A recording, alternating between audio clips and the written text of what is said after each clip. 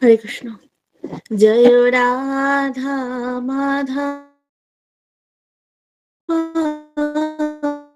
বিহারি, জয় গোপী জন বল্লভ, জয় গিরিবর ধারী, জয় গিরিবর ধারী, যশোদানন্দন ব্রজ জনরঞ্জন, यमुना तीरावन चारी, जय राधा माधव कुंज बिहारी, हरे कृष्णा कृष्णा कृष्णा हरे हरे, हरे राम राम राम हरे हरे, जय राधा माधव जय राधा माधव, राधा माधव जय राधा माधव, जय पंचतत्व जय पंचतत्व, पंचतत्व जय पंचतत्व, जय गौरानिताई जय गौरानिताई, गौरानिताई जय गौरानिताई, जय जय प्रभुपाद प्रभुपाद प्रभुपाद, जय जय प्रभुपाद, जय जय गुरुदेव गुरुदेव गुरुदेव गुरुदेव। নিতাই গৌর হরি বল হরি বল হরি বল হরি বল। ॐ अज्ञानातिमिरान्धस्य ज्ञानाञ्जनशलाकया चक्षुरुन्मीलितं येन तस्मै श्रीगुरुवे नमः। श्रीचैतन्यमनोभीष्टं स्थापितं येन भूतले स्वयं रूपा कदा मह्यं ददाति स्वपदान्तिकं। वन्देऽहं श्रीगुरु श्रीयुतपदकमलं श्रीगुरुं वैष्णवांश्च श्रीरूपं सग्रजातं सहगण रघुनाथान्वितं तं सजीवं साद्वैतं सवधूतं परिजनसहितं कृष्णचैतन्यदेवं श्रीराधा कृष्णपादान् सहगण ललिता श्रीविशाखान्वितांश्च। नमो विष्णुपादाय कृष्णपृष्ठाय भूतले श्रीमते भक्तिवेदान्त स्वामिनिति नामिने। नमस्ते सरस्वती देवे गौरवाणी प्रचारिणे निर्विशेष शून्यवादी पाश्चात्यदेशतारिणे। वाञ्छाकल्पतरुभ्यश्च कृपा सिन्धुभ्यो एव च पतितानां पावनेभ्य वैष्णवेभ्यो नमो नमः। नमो महावदन्नाय कृष्ण प्रेम प्रदायते कृष्णाय कृष्ण चैतन्य नाम्ने गौरतिशे नमो। नित्यानंद नमस्तुभ्यं प्रेमानंद प्रदायने कलु कल्मषनाश जन्मवापतये नमो। पंचतत्मात्मकं कृष्णं भक्तरूप स्वरूपकं भक्तावतारं भक्तखं नमामि भक्तशक्तिकं। हे कृष्ण करुणा सिंधु दीनबन्धु जगत्पथे गोपेश गोपिका कांतो राधा कांतो नमस्तुते। तप्त कांचन गौरांगी श्री राधे वृंदावनेश्वरी वृषभानुसुते देवी प्रणमामि हरिप्रिये वृंदावे तुलसी देवै प्रियाय केशवस्य च कृष्ण भक्ति प्रदे देवी शक्तवते नमो नमः। नीलाचलो निवासाय नित्याय परमात्मने बलभद्र सुभद्राभ्यां जगन्नाथाय ते नमः। जय श्री कृष्ण चैतन्य प्रभु नित्यानंद श्री अद्वैत गदाधर शिवासादि गौर भक्त वृंद। हरे कृष्णा कृष्णा कृष्णा हरे हरे, हरे राम राम राम हरे हरे।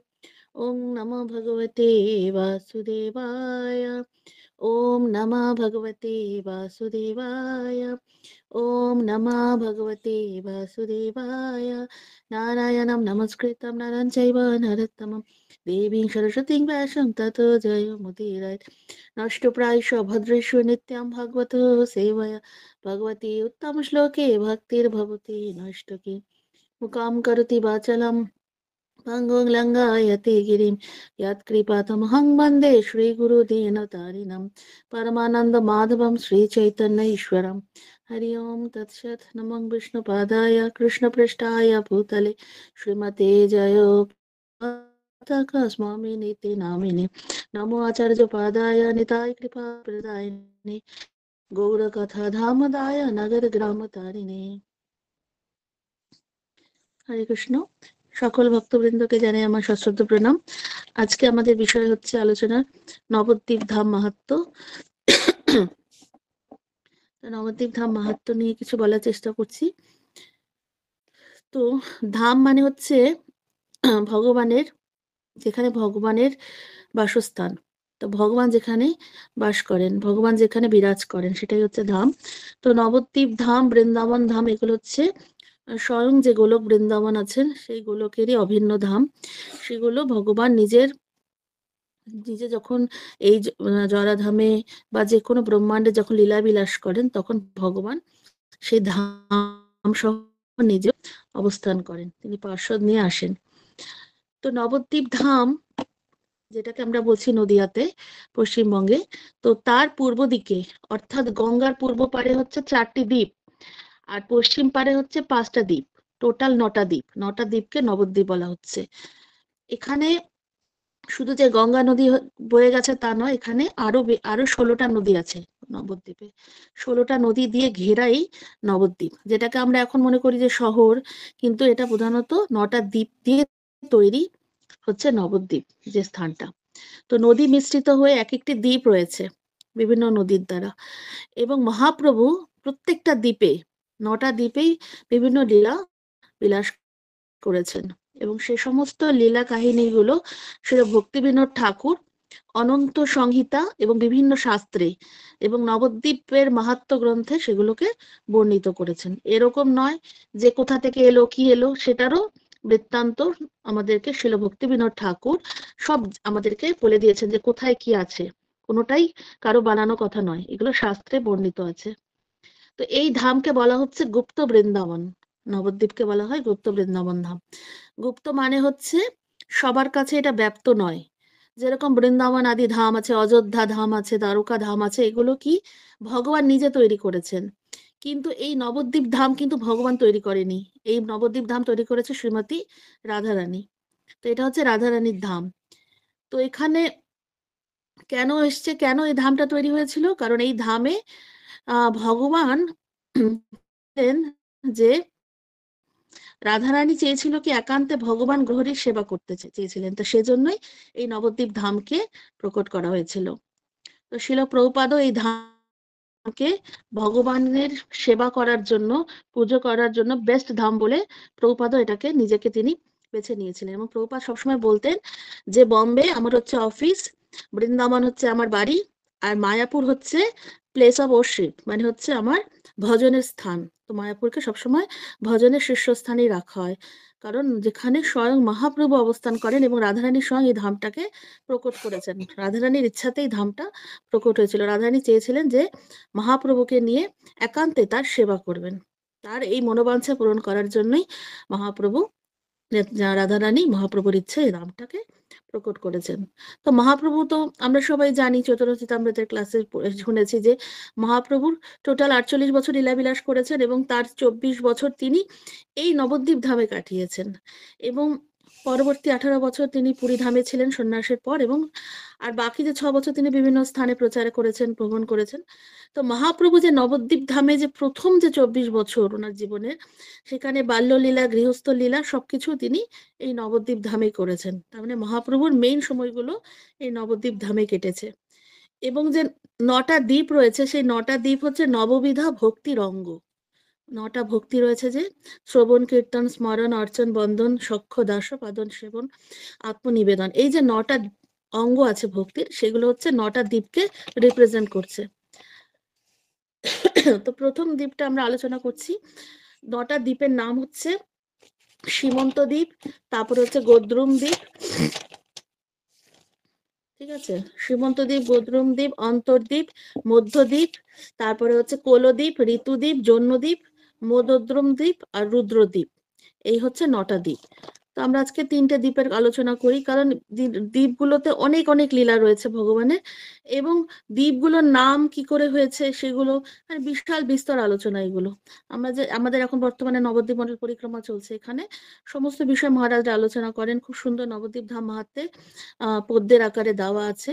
তো সেখানে গেলে বোঝা যায় যে এই ধামটা কতটাই অভিন্ন বৃন্দাবন এবং এখানে মহাপ্রভুর কত লীলাবিলাস রয়েছে এবং এখানে গেলে ভক্তি যেন বিগলিত হয়ে ওঠে, প্রেমাশ্রু দ্বারা ভক্তি বিগলিত হয়ে ওঠে এবং মহাপ্রভুর বিশেষ কৃপা এইগুলো পরিক্রমায় পাওয়া যায়, ধাম পরিক্রমায়। এবং ভাবাই যায় না যে এগুলো এই নবদ্বীপ ধামে, বৃন্দাবন ধামে আমরা যা যা দর্শন করি সবকিছু নবদ্বীপ ধামে বর্তমান আছে, কিন্তু আমরা সেটা জানার চেষ্টা করি না বা বুঝতে পারি না বলে আমরা ভাবি নবদ্বীপকে, কিন্তু কখনোই না, সবই একই। তো প্রথমটা আমি আলোচনা করছি সীমন্ত দ্বীপ। তো সীমন্ত দ্বীপ হচ্ছে এই লীলাগুলো, সীমন্ত দ্বীপটা কেন নামকরণ হয়েছে তো সেটা বলছি। এটা হচ্ছে মহাপ্রভুর জন্মের আগের, আবির্ভাবের আগের কথা। তো একবার কৈলাসের শিব সকালবেলা ভগবানের গুণকীর্তনে মগ্ন ছিলেন এবং তিনি শিব যে সে গৌরাঙ্গ গৌরাঙ্গ বলে নৃত্য করছেন। তো হঠাৎ পার্বতী দেবী হাত জোড় করে জিজ্ঞাসা করছেন, প্রভু এই গৌরাঙ্গ কে? আমি তো ভগবানের অনেক নাম শুনেছি, আপনার মুখে তো ভগবানের অনেক অনেক নাম শুনেছি, অনন্ত নাম, কিন্তু এইরকম গৌরাঙ্গ নামের কাউকে তো আমি এত কোনোদিন, মানে গৌরাঙ্গ বলে যে কে সেটা তো আমি কোনোদিন শুনিনি। তো আপনি যে গৌরাঙ্গ বলছেন, কে এই মধুর নামটা, একে কেন আপনি জপ করছেন?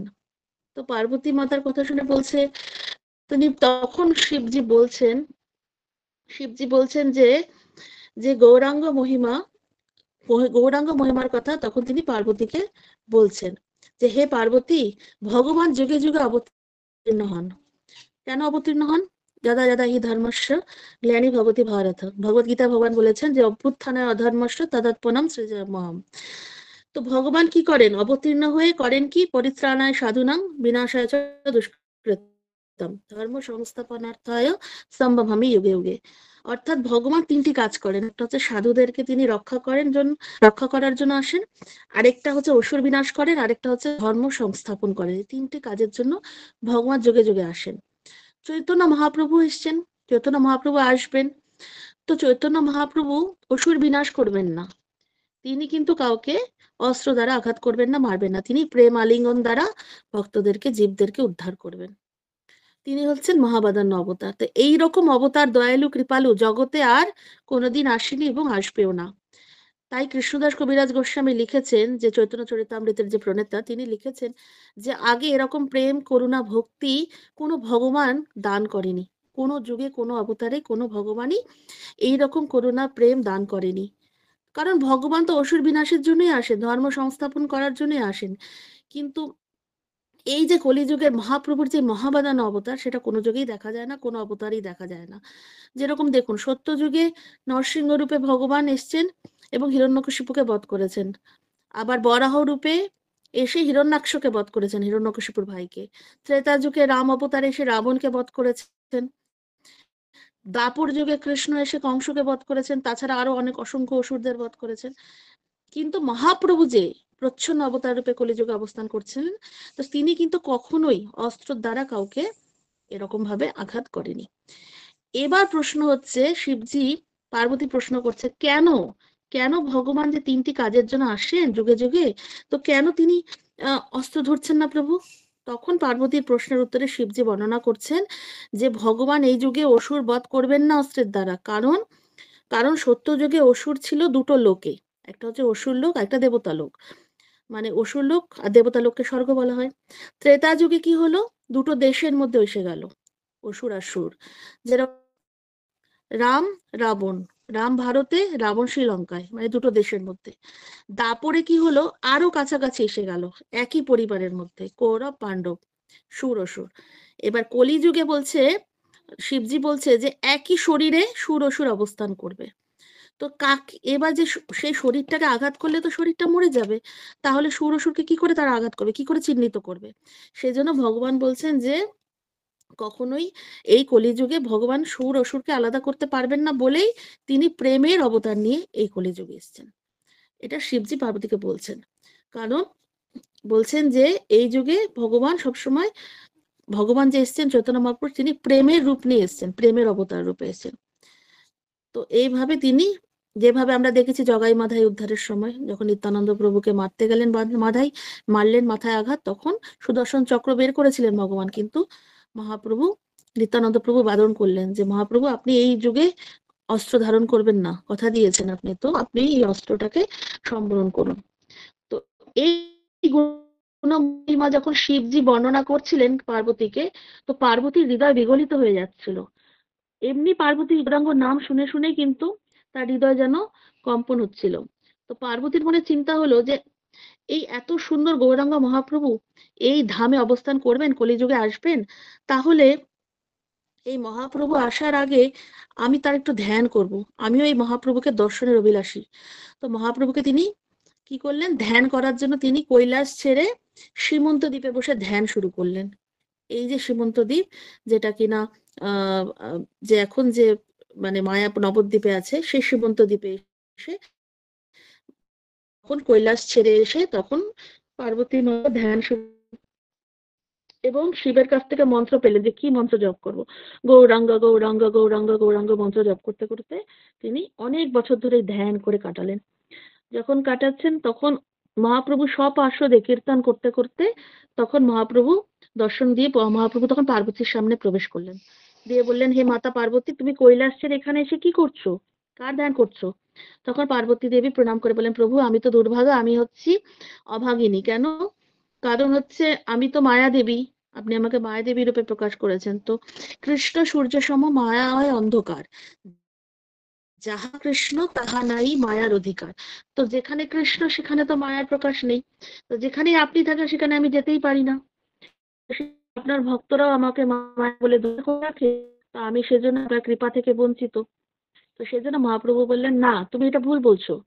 আমি যদি তুমি আমার শক্তি আর আমি হচ্ছি শক্তিমান, তো সেজন্য শক্তি ছাড়া কখনোই শক্তিমানের কোনো লীলা হতে পারে না। সেজন্য তুমি হচ্ছ যোগমায়া, তুমি যোগমায়ার দ্বারাই লীলা বিলাস করো, এবং তুমি বৃন্দাবন বিলাসিনী, যত লীলা আছে তুমি হচ্ছেন যোগমায়া, তুমি বৃন্দাবনে যত লীলা হয় আমার, তুমি তার রচয়িতা, পার্বতী দেবীকে বলছেন। এরকম অসংখ্য সুন্দর সুন্দর কথোপকথন রয়েছে যে শিবের সাথে মানে মহাপ্রভুর সাথে পার্বতী মাতার এরকম সুন্দর সুন্দর কথোপকথন করলেন, পার্বতী মাতাকে সান্ত্বনা প্রদান করলেন ভগবান।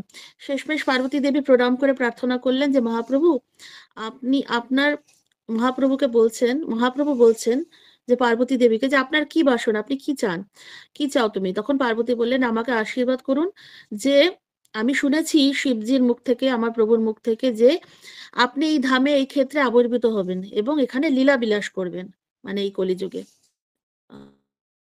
চৈতন্য মহাপ্রভু বলছেন আপনার লীলা যেন আমি দর্শন করার সৌভাগ্য লাভ করতে পারি। পার্বতী মাতা প্রার্থনা করলেন, মহাপ্রভুর সাথে সাথে তাকে আশীর্বাদ প্রদান করলেন যে তথাস্তু। তো পার্বতীর জন্য একটা স্থানও মহাপ্রভু দিয়ে গেলেন যে তুমি এখানে থেকে আমার লীলা বিলাসের সাক্ষী হয়ে থাকবে এবং দর্শন করবে।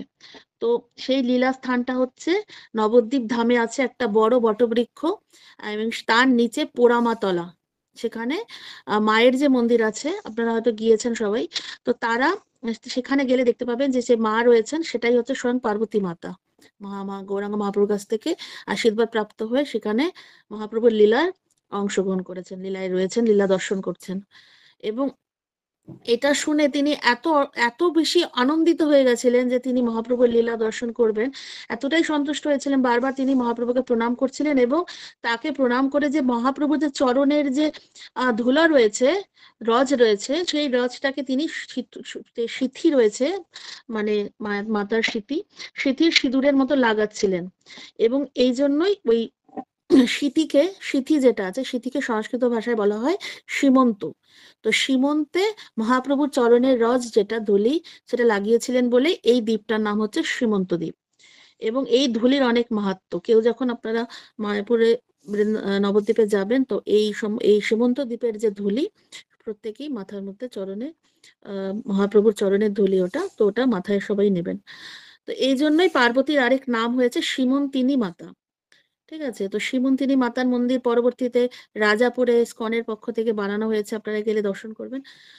তো সেখানে নিত্য পূজা পূজা হয় ভগবানের গৌরাঙ্গ মহাপ্রভুর এবং মাতা পার্বতীর, এবং পার্বতী দেবী ওখানে ধ্যানমগ্ন অবস্থায় অবস্থান করছেন ধ্যান মন্দিরে, এবং মহাপ্রভুকে তিনি যেভাবে দর্শন করেছিলেন সেই রকমই মূর্তি বিগ্রহ, মহাপ্রভু যেরকম দাঁড়িয়ে আছেন আশীর্বাদ প্রদান করছেন সেই রকম বিগ্রহটাকেই ইসকন থেকে বানানো হয়েছিল।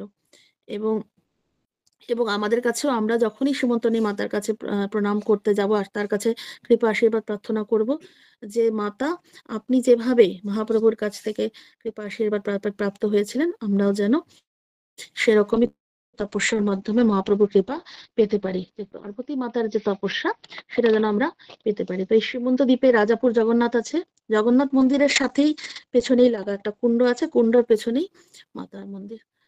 তো সেই জগন্নাথ মন্দিরও রয়েছে, জগন্নাথ মন্দিরকে বলা হয় অভিন্ন জগন্নাথ পুরী, কারণ যে জগন্নাথ রয়েছে সে কিন্তু পুরীর জগন্নাথের অভিন্ন রূপ। এবং একটা হয়েছিল পরবর্তী অবস্থায়, যেটা জবনদের আক্রমণ হয়েছিল সেই সময়, সেই ঘটনাকে কেন্দ্র করে জগন্নাথ কি হয় পুরী থেকে স্বয়ং রাজাপুরে চলে আসে, এবং সেটা 1979 হবে, এবং সেখানে চলে আসে এবং সেখানে কিছুদিন পূজা অর্চনা হয় একজন ভক্তের মাধ্যমে, কিন্তু সেখানে সে একজন এসে সে সাইকেলে এসে পুজো দিয়ে আবার চলে যেত, ভোগ বেশি অফারিং করা হতো না। তো জগন্নাথ স্বপ্নে প্রদান করে যে না আমি এখানে থাকবো না, এখানে আমার ভালো মতো খাওয়া দাওয়া আদর যত্ন হচ্ছে না, পরবর্তী আমাকে ইস্কন মন্দিরে সেবার জন্য রাখা হোক, আমি সেখান থেকে পুজো পেতে চাই, সেখানে অনেক অনেক ভোগ লাগানো হয় 6-7 বার করে, আমি সেখানে প্রসাদ চাই। তারপরে পরবর্তীতে গিয়ে সেখানে খবর দেওয়া হয় এবং গুরু মহারাজ আমাদের সে তখন ওই জগন্নাথ মন্দিরের ভার বহন করে, এবং তারপর থেকে ইস্কনের দ্বারাই ভগবানের 56 ভোগের সেবা হয়। প্রত্যেক দিন 56 ভোগ, মানে 6 বার ভোগ লাগে, বাল্য ভোগ থেকে শয়ন ভোগ অব্দি 56 প্রকার আইটেম প্রতিদিন আম, রাজাপুর জগন্নাথে হয়। তো সেটাও হচ্ছে শ্রীমন্ত দ্বীপেই অবস্থান করছে রাজাপুর। এবং শ্রীমন্ত দ্বীপ থেকে বেরিয়ে গেলেই একটা বড় মাঠ পড়ে, সেই মাঠটাকে বলা হয় মহামারী মাঠ। সেখানে বলরাম এসেছিলেন, যে বলরাম কিনা, যে বলরাম কি করেছিল কুরুক্ষেত্র যুদ্ধে অংশগ্রহণ করেনি। আপনারা জানবেন যে কুরুক্ষেত্র যুদ্ধে বলরামের কোনো রোল নেই, কারণ বলরাম ভাবছিলেন যে কার পক্ষ নেব, কৌরব না পাণ্ডব বুঝতে পারছিলেন না। তো সেজন্য বলরাম কোনো পক্ষ নেবে না বলে তিনি তীর্থ ভ্রমণের জন্য কোনো বাহানা দিয়ে তিনি যুদ্ধ পরিত্যাগ করে তীর্থ ভ্রমণের জন্য এদিক ওদিক ঘুরছিলেন, এবং ঘুরতে ঘুরতে তিনি নবদ্বীপ ধামে আসেন স্বয়ং বলরাম। এবং সেখানে তখন সেখানকার কিছু ব্রাহ্মণ ছিল, ব্রাহ্মণরা তখন বলরামকে বলেন যে একটা অসুর আছে যার নাম ময়াসুর, সে খুব উৎপাত করছে, তাকে বধ করার জন্য। এবং তারপর থেকেই সেই মাঠের নামটা হয় ময়া, মানে সেই মাঠেই সে অসুরকে বলরাম বধ করেন, এবং সেখানে ময়ামারি মাঠ। এবং সাধারণ লোক ভালো করে উচ্চারণ করতে পারে না, সেজন্য সেটার নাম অপভ্রংশ করে বলা হয় যে মারামারি মাঠ, কিন্তু সেটা অ্যাকচুয়ালি ময়ামারি মাঠ, মানে অসুরটার নাম অনুসারে। তো এরপরে সেখানে পার করেই আমরা নেক্সট যেটা হচ্ছে গোদ্রুম দ্বীপ, একটা সীমন্ত দ্বীপ হয়ে গেল। সীমন্ত দ্বীপে সীমন্ত দ্বীপে আরো যেরকম আছে চাঁদ কাজী সমাধি আছে, আর হচ্ছে খোলা বেচা শ্রীধরের হাট আছে, রাজাপুরে জগন্নাথ আছে। তো চাঁদ কাজী সমাধিটা একটু আমি হালকা করে বলছি। তো চাঁদ কাজী ছিলেন হচ্ছে হোসেন শাহর আমলে প্রধান শাসনকর্তা নবদ্বীপের। তো উনি ছিলেন, তো উনি কি করছিলেন যে সে সময় মহাপ্রভু সংকীর্তন আন্দোলন করছিলেন, মহাপ্রভুর যে পার্ষদরা।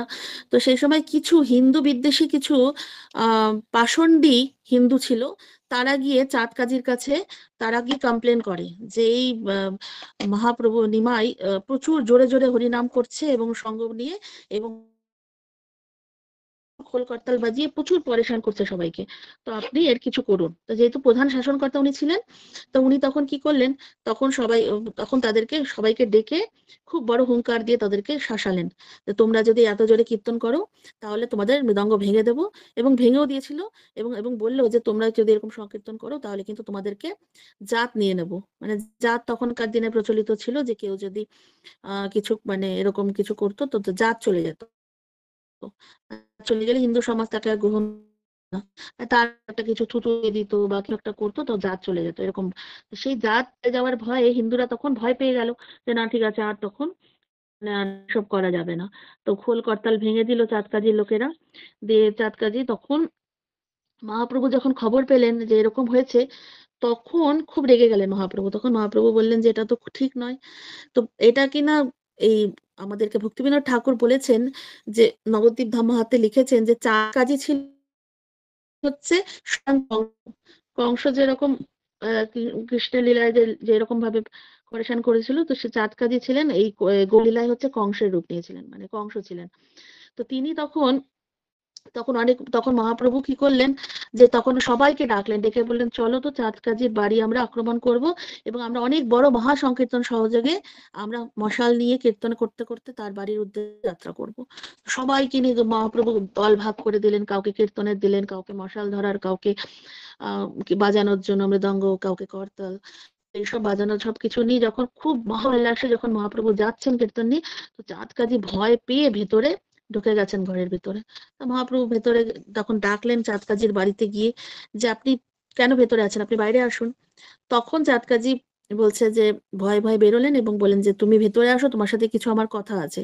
তো মহাপ্রভু বললেন, না, আপনি আপনি নিজে আমাদের সাথে যা কিছু বলবেন এখানে এসে বলুন। আর আপনি কেন ভয় পাচ্ছেন? কিছুদিন আগেই তো আপনি আমাদের সমস্ত মৃদঙ্গ খোল করতাল ভেঙে ফেলেছিলেন, আজকে হঠাৎ কি হলো? তখন বলছে যে, না, আমি কিছুক্ষণ মহাপ্রভুর সাথে কথোপকথন হলো এই হিন্দু ধর্ম নিয়ে, সনাতন ধর্ম নিয়ে এবং মুসলমান ধর্ম নিয়ে, যে মহাপ্রভুকে অনেক রকম প্রশ্ন করলে মহাপ্রভু তার সযোগ্য জবাব দিয়ে মহাপ্রভু তখন চাঁদকাজিকে বুঝিয়ে দিলেন যে এই কীর্তনের মাহাত্ম্য এবং যে সনাতন ধর্মের যে মাহাত্ম্যটা। তারপরে চাঁদকাজি বুঝতে পেরে বললেন যে গতকাল যে আগেরবার আমি যে মৃদঙ্গ ভেঙেছিলাম, তারপরে আমি ঘুমিয়েছি। ঘুমানোর পরে আমি দেখছি যে আমাকে একজন নরসিংহ রূপে, উপরটা সিংহের মতো, মানুষের মতো শরীর, আমাকে এসে আমার পেটে আঘাত করছে এবং আমাকে এমন বক্ষে আঘাত করেছে যে বুকের মধ্যে নখের আঁচড় দেখালো চাঁদকাজি। তখন মহাপ্রভু বুঝতে পারলেন, মানে উনি নিজে বুঝতে পেরেছেন যে এটা স্বয়ং ভগবান তাকে এসে মানে নিঃসঙ্গ রূপ নিয়ে এসে তাকে বুঝিয়ে গেছেন যে তুমি কীর্তন আন্দোলনে যদি ডিস্টার্ব করো তাহলে তোমার কিন্তু মৃত্যু হতে পারে। এবং এবং বলছেন যে হরিনামের এত প্রভাব যে যারা বলছে যে হিন্দুরা তো করছে করছে ঠিক আছে, যারা মুসলমান ছিল তারাও বলছে একবার যদি কটাক্ষ করে হাসুচ্ছলে এই হরে কৃষ্ণ এরকম করছে মহামন্ত্র, সাথে সাথে দেখছি কি যে এরকম মিথ্যা ছলে তার মুখের দাড়ি টাড়ি, যে মুসলমানগুলো তার দাড়ি পুড়ে যাচ্ছে, হঠাৎ করে যে জিহ্বার মধ্যে পুড়ে যাচ্ছে। তো কি হচ্ছে এরকম যে আমি হাস্যোচ্ছলে কটাক্ষ করে হরিনাম করছে, তার ফলে তাকে ভগবান শাস্তি প্রদান করছে। তো এইসব দেখে ভয়ে বলছে, না না না, আর হরিনামে কীর্তনে সংকীর্তনে বাধা দেওয়া যাবে না, যা করছে নিমাই তাকে করতে দেওয়া হোক, মহাপ্রভুর আন্দোলনে বাধা দেওয়া যাবে না। তারপর থেকেই বলা হয় যে আপনি যে এটা বলছেন যে আপনি এটা মানলেন তো, যে আপনি যদি আবার পরবর্তীতে ডিস্টার্ব করেন। তখন চাঁদকাজি বললেন যে, না, আমি আর প্রশ্নই ওঠে না, আমি সবাইকে বলে যাচ্ছি, আমার পরম্পরায় পরবর্তী প্রজন্মকে সবাইকে বলে যাচ্ছি যে হরিনাম সংকীর্তনে মহাপ্রভুর কখনোই কোনো রকম বাধা হবে না। এবং মহাপ্রভু স্বয়ং এই চাঁদকাজিকে তিনি তখন তাকে প্রেম প্রদান করলেন এবং বৈষ্ণবের প্রধান করে দিলেন। তাকে প্রধান স্থান করে দিলেন বৈষ্ণবের, এবং চাঁদকাজি নিস্তার নিস্তার করলেন, এভাবে তাকে উদ্ধার করলেন।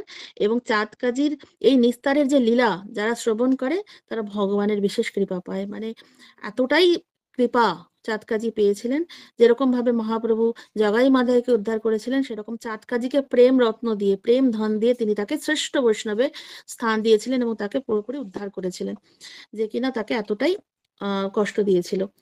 এবং কাজীর যে নগরী, যেটা নবদ্বীপ ধাম, সেটা কিনা নবদ্বীপ ধাম মাহাত্ম্য আপনারা পড়লে জানতে পারবেন, সেটা কিনা বৃন্দাবনের মথুরা নগরী বলা হয়। মথুরাতে যেহেতু কংস থাকতো, তো কংস হচ্ছে চাঁদকাজিকে বলা হচ্ছে এবং হুসেন শাহকে বলা হচ্ছে জরাসন্ধ, যে কিনা কংসের শ্বশুর।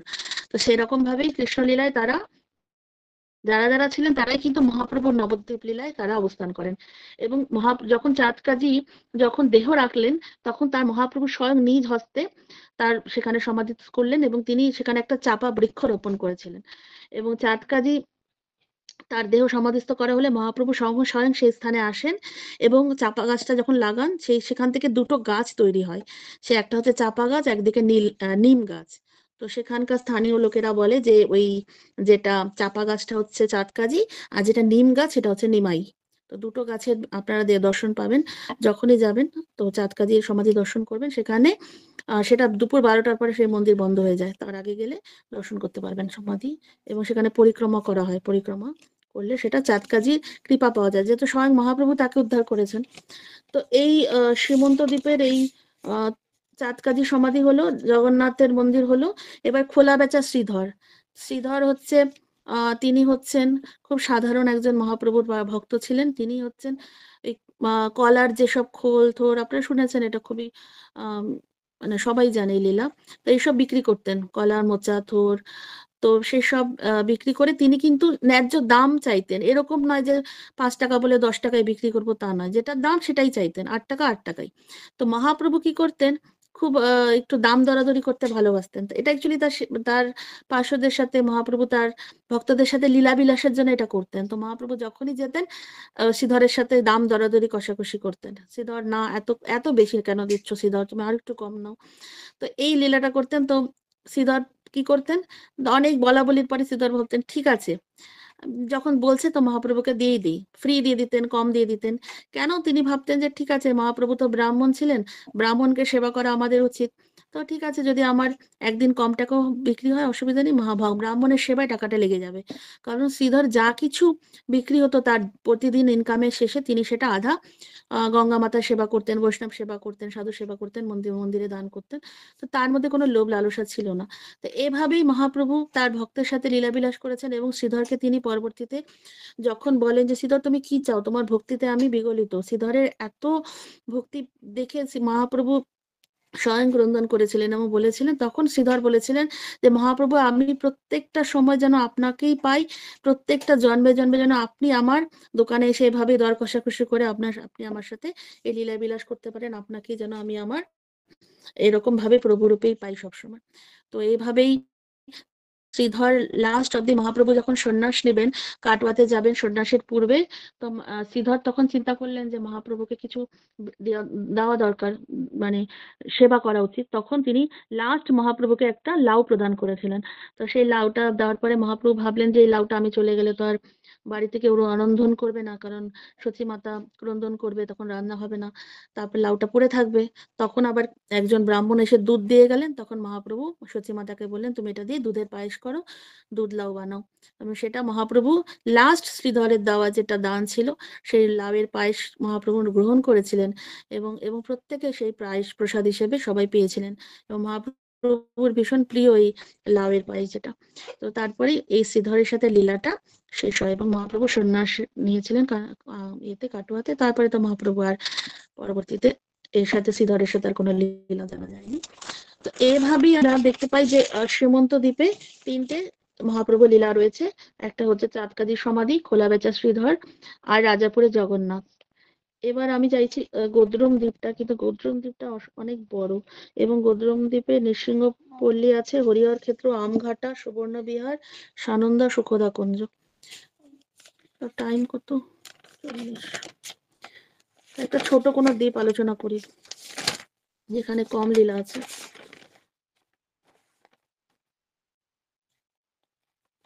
মধ্যদ্বীপ আলোচনা করি। মধ্যদ্বীপে মহাপ্রভু মধ্যাহ্ন সময়ে সপ্তর্ষি ঋষিরা কে তিনি দর্শন দিয়েছিলেন। ৭ জন ঋষিকে তিনি মহাপ্রভু মধ্যাহ্ন সময়ে দর্শন দিয়েছিলেন। এই জন্য সেই দ্বীপটার নাম হচ্ছে মধ্যদ্বীপ। ঠিক আছে? তো এই মধ্যদ্বীপে বলা হচ্ছে স্মরণের যে নবদা ভক্তি স্মরণের জন্য মধ্যদ্বীপটা হচ্ছে বিখ্যাত। আর শ্রীমন্ত দ্বীপ হচ্ছে কীর্তনের জন্য বিখ্যাত। তো কীর্তনের জন্য রয়েছে। তো মধ্যদ্বীপে রয়েছে হংসবাহন। আচ্ছা, মধ্যদ্বীপে অনেক লীলা। তো মধ্যদ্বীপে হংসবাহন আমরা জানি, হংসবাহন হচ্ছে ভগবান, যে ভগবান গৌর কথা শোনার জন্য শিব এতটাই ব্যাকুল হয়েছিল যে স্বয়ং যখন ভাবছেন যে আমি কি করে আসবো কৈলাস থেকে, তখন তিনি কি করলেন যে ব্রহ্মার কাছ থেকে বললেন, তোমার হাঁসটা আমাকে দাও, এখন গৌর কথা শুরু হচ্ছে নবদ্বীপে, আমি এখনই যাব। তো হাঁসে করে গেলে আমি তাড়াতাড়ি পৌঁছাতে পারবো। সেই হংসের পিঠে করে তিনি আসেন, হংসবাহন শিপে করে গৌর কথা শোনার জন্য নবদ্বীপ ধামে শিবজি। তো সেই জন্য এই হংসবাহনটা, এই মধ্যদ্বীপে এই হংসবাহনের মন্দির রয়েছে। এছাড়া আছে পঞ্চবেণী বা গৌরাঙ্গ সেতু। পঞ্চবেণী হচ্ছে, এখানে ৫টা নদী রয়েছে। আর ৫টা নদী একসাথে গঙ্গায় মিলিত হয়েছে। ৫টা নদী হচ্ছে অলকানন্দা, মন্দাকিনী, যমুনা, মানসী গঙ্গা, সরস্বতী। এই ৫টা নদী গঙ্গায় মিলিত হয়েছে। এবার স্নান করতে আসতে পারিনি বা অসুবিধা ছিল, আমাদের পতিত পাবন গুরুমা বলছিলেন যে পঞ্চমীতে স্নান করলে কুম্ভ স্নানের ফল পাওয়া যায়। সেজন্য যারা মহাকুম্ভে যাওয়ার অসুবিধা রয়েছে বা যাদের প্রবলেম রয়েছে বাড়িতে তো তারা পঞ্চমীতে স্নান করলে মহাকুম্ভের ফল লাভ করতে পারবে। এই জন্য অনেক ভক্তরাই মায়াপুরের পঞ্চবেণীতে স্নান করেছেন। তো পঞ্চবেণী হচ্ছে 5টা নদী, যেখানে কিনা 5টা মহান নদী যে গঙ্গার সাথে মিলিত হয়েছে। তো সেখানেও মহাপ্রভুর, এখানে গৌরাঙ্গ সেতু আছে, মহাপ্রভুর খুব সুন্দর গৌরাঙ্গ মূর্তি রয়েছে সেতুর উপরে, খুব সুন্দর। তো সেটা মধ্যদ্বীপে রয়েছে। এটা হচ্ছে স্বর্ণম, এই দ্বীপের যে মাহাত্ম্য। আর এখানে নৈমিষারণ্য আছে, যেই নৈমিষারণ্য আমরা জানি যে এই উত্তরপ্রদেশের যে নৈমিষারণ্য রয়েছে, যেখানে সুত গোস্বামী 88,000 ঋষিদেরকে যে ভাগবত কথা শুনিয়েছিল, যে আমরা যেটা শ্রীমদ্ ভাগবতম পাঠ পড়ি সেটা কিন্তু ওই সুত গোস্বামী যে বলেছিলেন যে 88,000 ঋষিদেরকে, সেই সেই সেটাকেই বলা হচ্ছে নৈমিষারণ্য, সেই স্থানটাকে। কিন্তু আমরা এটা জানতাম না যে নবদ্বীপ ধামে নৈমিষারণ্য আছে, অনেকেই জানে না। তো সেজন্য এটা প্রত্যেকে জানা উচিত যে নৈমিষারণ্য নবদ্বীপ মণ্ডল ধামেও আছে, এবং সেটা আছে মধ্যদ্বীপে। সেখানে সনকাদি, শিব সহ সনকাদি ঋষিদেরকে গৌড় ভাগবতম কথা শুনিয়েছিল সুত গোস্বামী, এবং ওইখানে বসেই সেই স্থানটা এখনো রয়েছে, এবং সেখানে মহাপ্রভুরও অনেক লীলা রয়েছে। তো সেই নৈমিষারণ্যটা হচ্ছে মধ্যদ্বীপে রয়েছে। এরপরে আছে ব্রাহ্মণ পুষ্কর। তো একজন ব্রাহ্মণ ছিলেন মহাপ্রভুর লীলায়, তিনি চেয়েছিলেন যে পুষ্কর যে তীর্থটা আছে, খুব খুব বিখ্যাত তীর্থ, সেখানে, সেটা ছিল রাজস্থানে। তো সেখানে গিয়ে ভ্রমণ করতে চেয়েছিলেন। তো বলেছিলেন যে রাজস্থানে গিয়ে পুষ্কর তীর্থে গিয়ে স্নান করব, তাহলে অনেক পুণ্য হবে। তো সে কথা তখন ব্রহ্মাজি তাকে বলেন যে দেখো, তুমি যে পুষ্কর রাজস্থানে যেতে চাইছো, সেই পুষ্কর স্বয়ং নবদ্বীপ ধামে রয়েছে, তো তোমাকে আর আলাদা করে রাজস্থানে যেতে হবে না।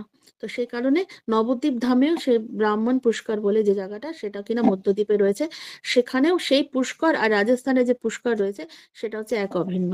তার মানে আমরা যা দেখছি যে প্রত্যেকটা ধামে সমস্ত একই জিনিসই রয়েছে, যেরকম রাধাকুণ্ড, শ্যামকুণ্ড, সেটাও নবদ্বীপ ধামেও রয়েছে। যেরকম মানে সবকিছুই লীলা, কিন্তু যা কিছু বৃন্দাবনে আছে সবকিছুই নবদ্বীপ ধামেও রয়েছে। তো এটা গেল হচ্ছে মধ্যদ্বীপ। আমাদের আজকে 3টে দ্বীপ আলোচনা হয়ে গেল: সীমন্ত দ্বীপ, মধ্যদ্বীপ, আরেকটা দ্বীপ বলি, কোলদ্বীপ।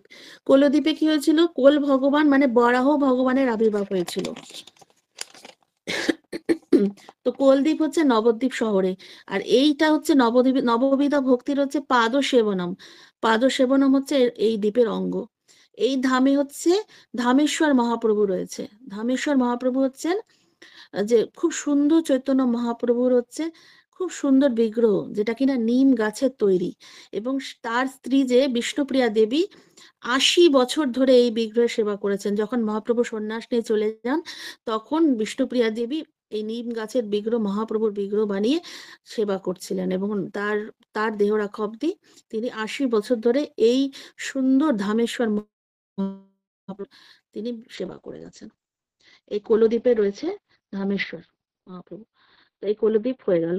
তো আমাদের আরো অনেক লীলা রয়েছে, তো এগুলো অন্যান্য দ্বীপে রয়েছে।